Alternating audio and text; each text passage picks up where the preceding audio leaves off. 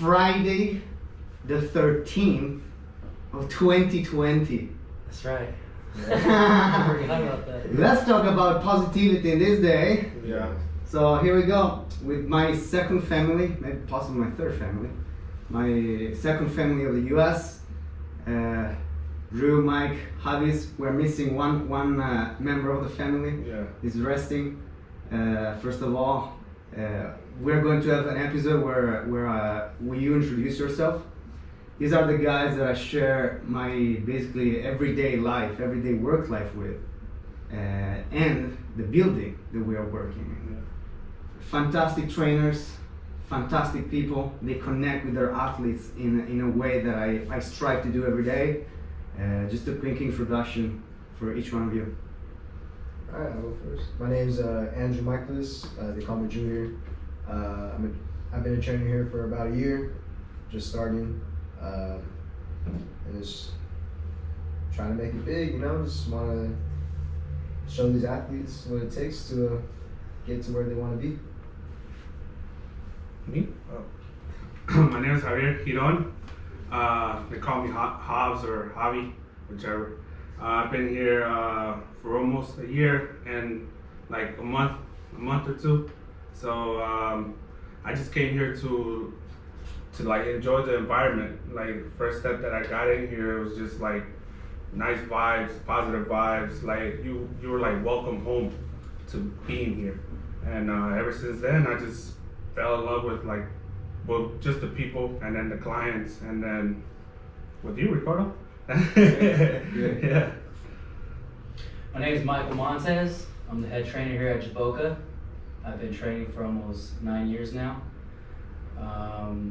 Best part about it is actually enjoying talking to people and showing people the best way they can be. And that's just that's themselves.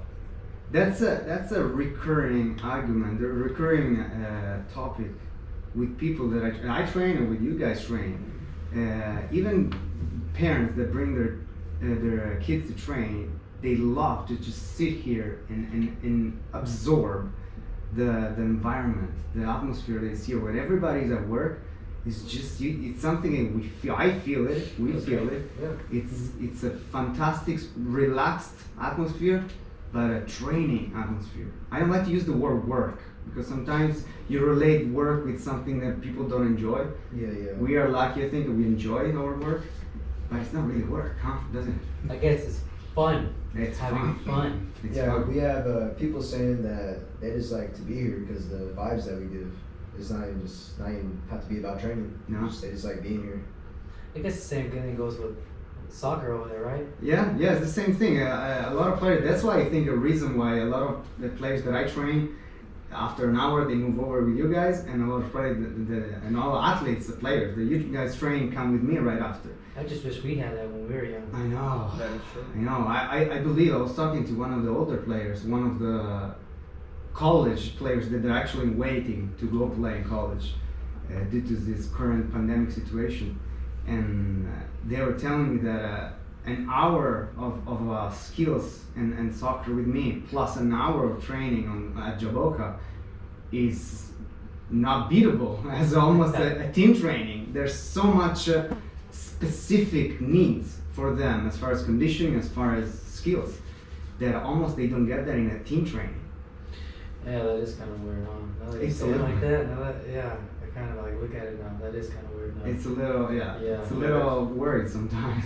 But still, to be able to be disciplined at a young age like that, to even go train skills and then come train Train. conditioning, strength and conditioning, Yeah. that tells a lot about a player. Yeah. A lot. Do you guys think they have an extra gear on the field, those players? I think they could build to it. I think once they get that confidence, yeah. I think some of them already have an extra gear. Yeah, you're I right. think already they have I it. think you can tell when the training is, when they come in and start smiling. Exactly. And they smile throughout the whole training. They smile through the fatigue. Right? They Yeah, enjoy the yeah. fatigue, huh? Right, Alice? Right? Mhm. Huh? You were quiet. You were quiet when you first came in, and now you warmed up. And now you feel like, hey, you're just like one of us, man. Yeah. So, Got comfortable. I also think it's great. I took this habit after pandemic to come every Friday and work out here, and I have to say I really like it because it makes me feel part of even more of what I'm already part of. It's like deeper, and I think some of the things that the athlete like is when seeing you working out, like leading by example. Yeah. So when they see you hop on the bike or do weight training, and they see the passion, the love that you do it, now that they have a visual model to follow. That's a big thing. Yeah, they catch on very quick. No, especially at younger ages, they're a little more playful. It's normal, but I think another aspect very big that we always discuss is the mental game. How about that? How important is the mental game for your athletes? Very important. It's just because, there's times where, not everyone's gonna be super motivated. You're gonna have sluggish days. You're gonna be like, oh, I don't feel like coming, or I don't feel like working extra hard today. But you have to. You just gotta get out of that mindset and just push yourself. Yeah, part of it's getting to know the athlete, right? Talk to them. They all have problems just like anybody else, and I know how it is. School, after school activities, high comp practice, training, skills. I mean, it can be overwhelming. Yeah, seriously. Absolutely. It can be overwhelming. And I mean, honestly, without the parents, I mean, they wouldn't be able to do anything that they could do now. Mm-hmm. So I think the mentality part is basically at a young age too, to have, to be in control of your thoughts at a young age. That's a big up. That's something they don't teach in school. Yeah, they don't. They don't teach in school how to control your thoughts. No, they it's don't. something that only an elite, they have to find out on their own. Yeah, I mean, if we can, I mean, we do that in here. I think it's because the way we talk to everybody and the way we get along with everybody. So it's not just we speaking, it's our actions.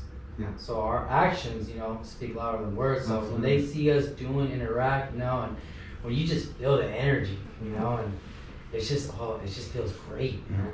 It feels really great. I can speak for the athletes too, because I forgot to mention when I introduced myself, I used to train here myself, like as an athlete. That's right. So I knew what it was like to, go through the motions, because after school you got practice and you got training. And I started when I was a sophomore in high school, so around that age, you got friends always asking you to hang out, and then they make plans, and then if you stick to training, you come to realize that you don't really have a lot of time to do all that stuff. So your friends ask you to train, like, hey Drew, let's go out, let's go do this. Like, nah man, I can't, I got training.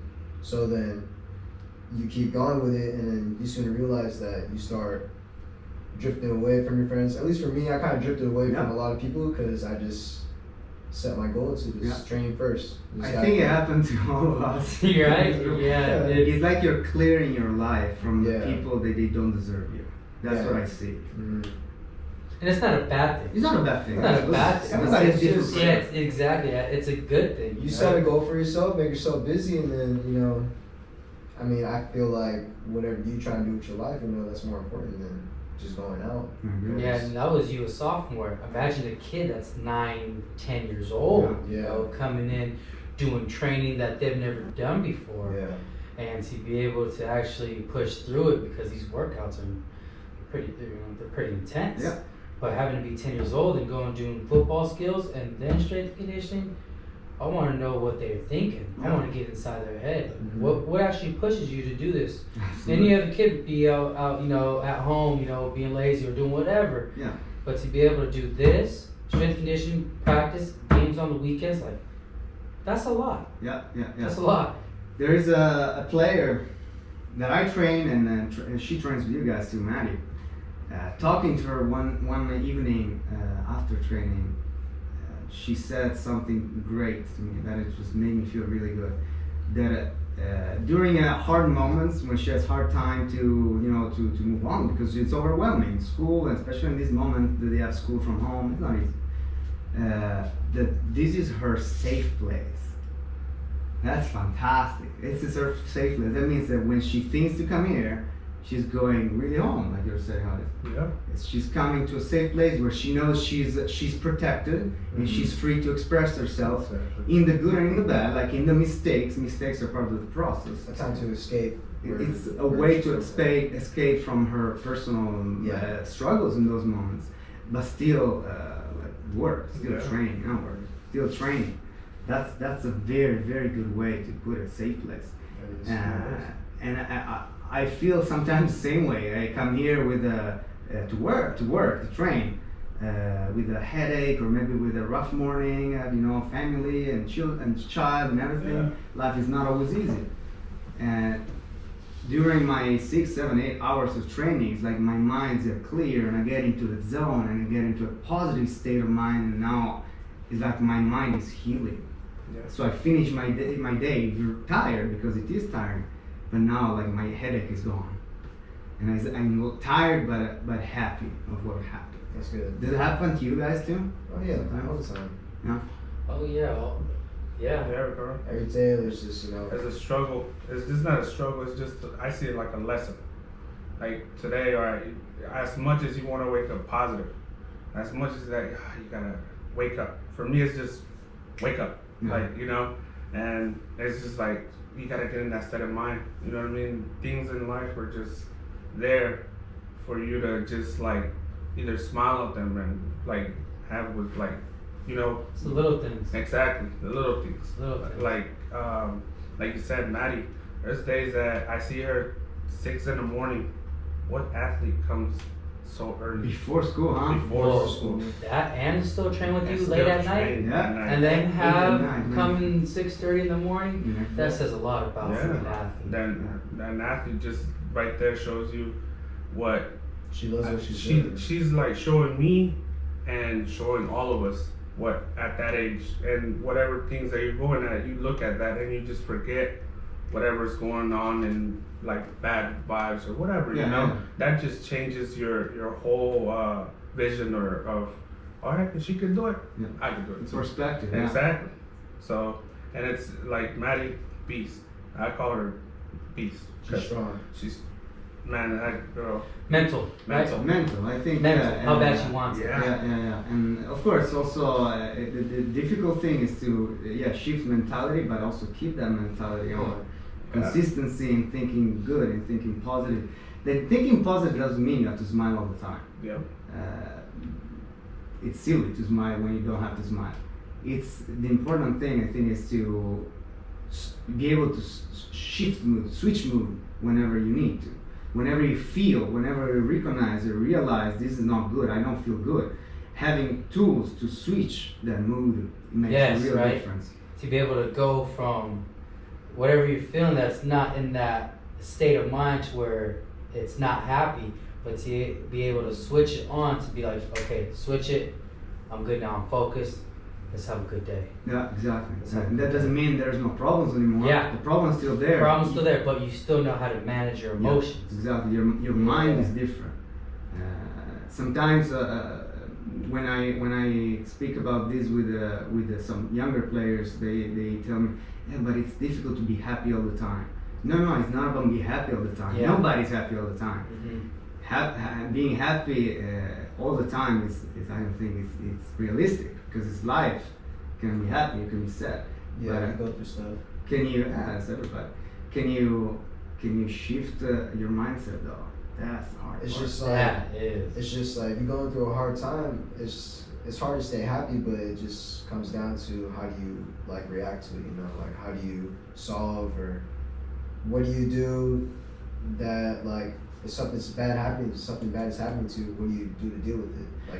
Now let's play a little game. Let's give a quick idea just right now from the top of our head. What is a quick way that like a young player, like a young athlete is listening right now? Okay, I'm feeling sad. I'm having a bad day.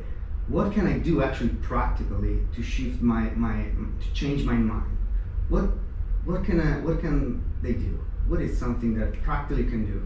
I started throwing in, pick a song, pick your favorite song, put it in your ears, and start seeing happy moments of your day coming in your head. Start visualizing what you're going to do. You're going to be smiling and having a good time, and be successful in the next 3 hours of whatever activity you're doing? Well, read a book called Secret, and it talks about if you're feeling sad or anything like that, if you're feeling down, it says write down a list of things that make you happy.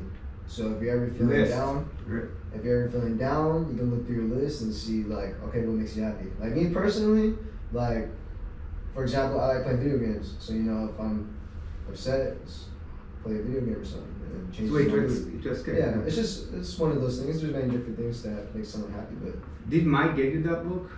he recommended it to me. Okay, So- because if he gave it to you, that's my book, by the way. No, CD. I still got the CD. I still got the Oh, CD. the CD. Yeah, I still got the CD. I remember I gave you I something. still got the CD. Yeah, my parents watch it too. All right, what's your? Visioning. You gotta let them know that hey, when you train, when you get in the zone, you really have to vision yourself on the field. You know, like even though you don't have anything on right now or anything, but you still got a vision. You know, like soccer player. You know, you got your shin guards on. You know, the jersey on. You feel that you jersey. Smell the wet, clean grass. You know, and you gotta like feel it. You gotta feel yourself doing a good game. Vision what you're gonna do, and it will happen. Yeah. I think it's just feel it. Yeah. So I just try to, repetition, keep thinking that, because it will It's happen. a practice, right? Yeah, it will. Just And it like takes years training. of practice, Just practice. to control those thoughts and to really, have a vision for that. But hey, I mean, I think if you keep on telling them, on visioning, yeah, they'll get the point. Yeah. They'll get I the point. agree. Also because I remember, and I was doing it myself. I'm sure you guys are doing it yourself. When I was a younger player, I daydream about me playing in the stadium, playing as a pro, and as you daydream, those things kind of happen.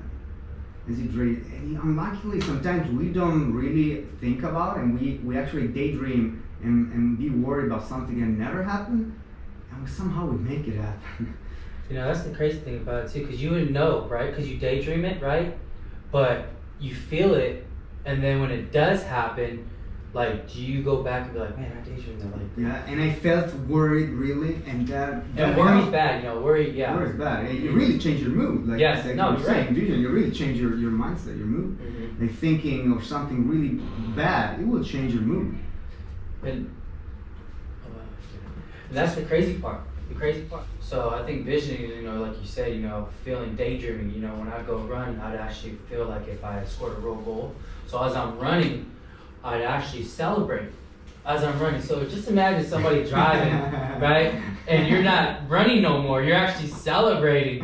And I never knew what that was at the time, like I would celebrate like I just scored a nice goal, Yeah. And I'm running down that straight and I'm like cheering and like what were people thinking as they saw me? Because I know people saw me. This is around a big part where everybody's at. Yeah. But now that I've actually read books about, about the mental part of it, and I actually visioned myself doing that in the game, and when it came game time, and it did happen, but I still didn't know at the time what that was. But now that I see it now, I'm like, I visioned that and I did it, and it felt like, so I felt it, and if I felt it, I'm like, it could happen. Yeah, it's like you already lived that. You're practicing for living the situation. Yeah.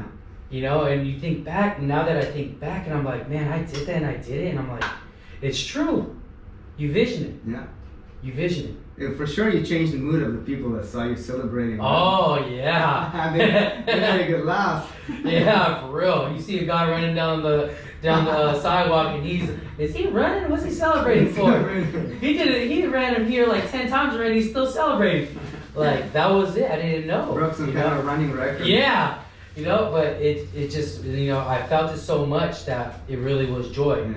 Yeah. And then it did happen in the game. So, man, now I know. Yeah. Now I know what visioning is. You just have to remember it. We have to remember it. Right? Sometimes you forget about it. Yeah, you have to. You have to. What's your Me, one idea that comes from your head? like, for me, Ricardo, will be like everything that's distractions. Okay. Like a distraction of whatever moment I'm feeling, shift my mood to something else. Which, like you said, we know the problems are there, but how you can distract your mind from one thing to another. Yeah. You know what I mean? Like, it could be anything. You know what I mean? It just doesn't have to be problems. It could be like either even in the game, you get frustrated. You gotta still have fun. Yeah. You know, that's something that I always tell them. I never knew what like how do I say it, like competition. I always had fun because if you didn't have fun with whatever you're doing, Yeah. there's no point of you Yeah. giving it, you know what I mean, Yeah. your attention to it. And even if it changes your mood, just distract yourself from something else, but don't lose of a vision, like he said. Yeah. You know what I mean? You know, one of my sports psychology teachers in the university used to tell us that the human mind is a spider monkey. So you better detach from your mind. Your mind is crazy. Or until the moment you're able to control it, you just have to take a step back and let it wander. Don't get attached too much. And Yeah. distraction, I think, could be a good Yeah. advice. So I think we got a good 20 minutes of chat. For sure, it's not the last one. It's fun. Yeah. We got to training. Yeah. Let's do it. We love you all. Yeah. Love you all. Oh, I like that. That's fun. Yeah. It's like writing a diary. Yeah, I really. feel it. So when I It is. finish, every time I finish, it's like you're clean. I don't know how to say. It felt It's fun, good. though. It felt like releasing, you know. Releasing, yeah. Releasing. See what you learned? See? What if you never read The Secret? Do you think you would have talked about what you just talked about? They figure it out by themselves, no? No, because you You have don't to. do that. You have to be. If you want to be successful.